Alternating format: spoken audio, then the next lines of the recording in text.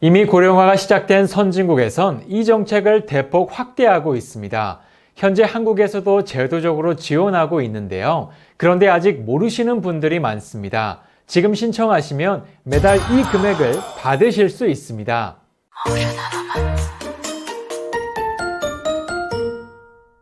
여러분 안녕하세요. 건강뉴스입니다. 90년대 이후 평균 수명이 증가함에 따라 한국도 고령화 사회로 접어들면서 노인성 질환이 확산되고 있습니다. 노인 10명 중 3명은 만성질환 3개 이상을 앓고 있고 평균 2개 이상의 만성질환으로 고통을 겪고 있는데요. 그러다 보니 병치레하며 오래 사는 평균 수명의 가치가 퇴색되고 있는 상황입니다. 그러면 대표적인 5대 노인성 질환, 어떤 질환이고 어떻게 예방할 수 있을까요? 그 첫 번째는 바로 고혈압입니다. 대중적인 질환이자 가장 많이 앓고 있는 고혈압은 별다른 증상이 없는 게 특징입니다. 최고혈압이 140 이상이거나 최저혈압이 90 이상이라면 반드시 치료를 받아야 합니다. 고혈압에 있어선 적정 체중을 유지하는 게 가장 중요하고요. 규칙적인 운동과 식이요법을 병행하면 혈압을 진정시키는 데 효과를 볼 수 있습니다. 다음 두 번째는 당뇨병입니다. 최근 급격히 증가하고 있는 당뇨병은 한국 사회의 큰 문제로 대두되고 있습니다. 과거엔 노인성 질환으로 여겨졌지만 최근엔 젊은 층에서도 크게 증가하고 있는데요. 특히 후천적인 당뇨인 경우엔 정제당은 무조건 피하셔야 하고요. 식사할 때 채소를 먼저 섭취하면 식후혈당 상승을 억제하는 데 도움이 될 수 있습니다. 세 번째는 관절염입니다. 관절염은 여러 가지 원인이 있지만 대부분 퇴행성 질환으로 나타나다 보니 예방과 발생 후의 관리가 정말 중요한 질환입니다. 먹는 음식으로는 말린 무말랭이차가 정말 좋고요. 가벼운 스트레칭이 큰 도움이 됩니다.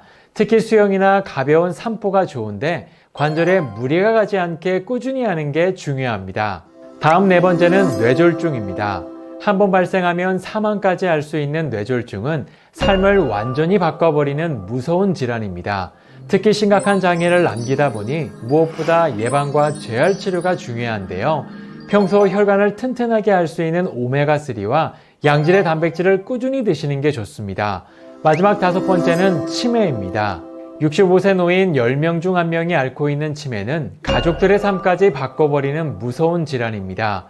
특히 치매 환자의 연간 관리 비용이 무려 2천만 원이 넘는다는 보도가 발간되면서 많은 분들이 충격에 빠졌는데요.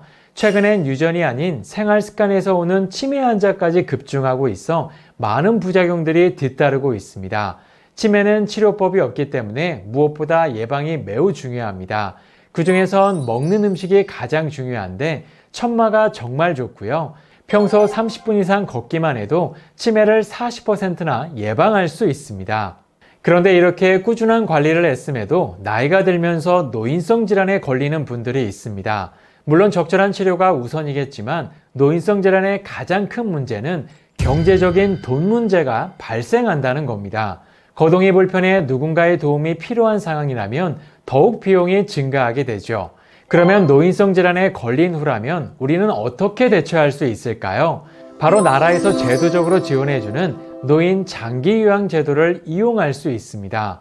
노인 장기 요양 제도는요, 말 그대로 노인이 요양을 해야 할 때 국가에서 지원해주는 제도를 말합니다. 즉 건강보험에 가입되어 있고 국가에서 요양이 필요한 사람이라고 인정되면 요양 관련 서비스를 이용할 때 대부분의 금액을 지원해주는 제도입니다.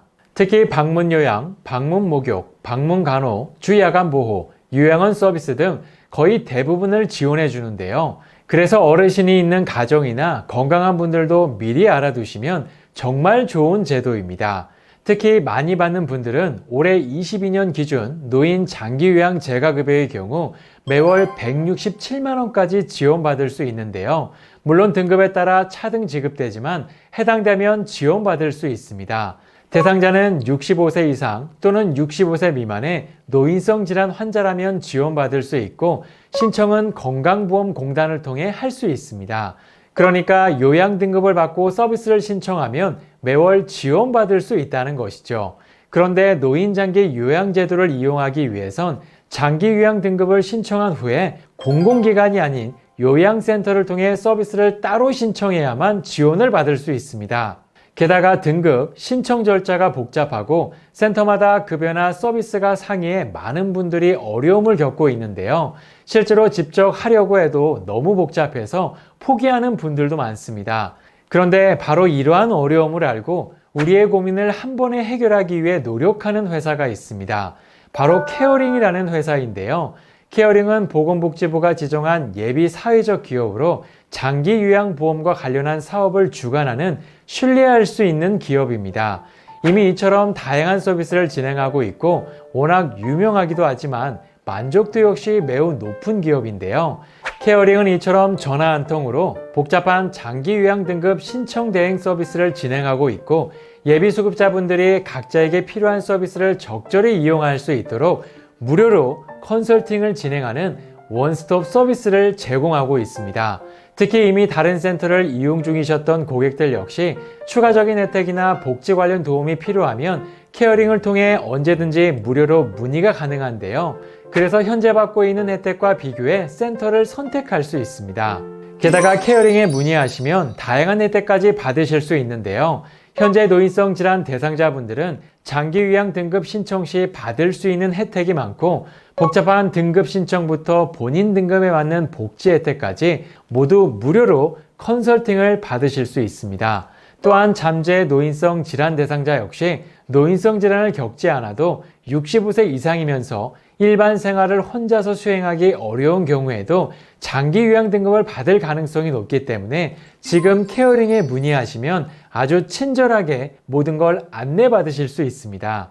이처럼 이미 고령화가 시작된 선진국에선 요양 정책을 대폭 지원하고 있고 대부분의 사람들이 모두 이용하며 잘 활용하고 있습니다.